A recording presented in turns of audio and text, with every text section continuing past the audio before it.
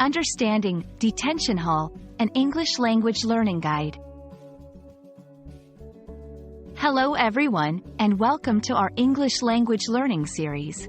Today, we're going to explore the meaning and usage of the phrase, detention hall. This phrase is often used in educational contexts, especially in schools. So, let's dive in and understand what it's all about.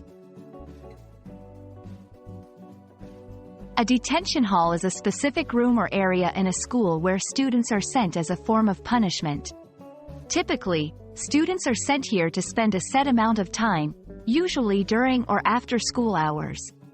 The key purpose of a detention hall is to provide a quiet and supervised space where students can reflect on their behavior, complete schoolwork, or simply sit quietly.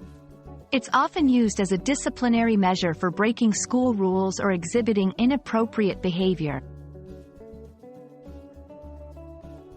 Students might find themselves in a detention hall for various reasons. Some common causes include disrupting class, talking out of turn, distracting others, or not following the teacher's instructions. Late arrivals, consistently arriving late to class or school, not completing homework, failing to do or submit assignments on time. Disrespectful behavior, showing disrespect to teachers, staff, or fellow students. Understanding these reasons can help students avoid behaviors that lead to detention.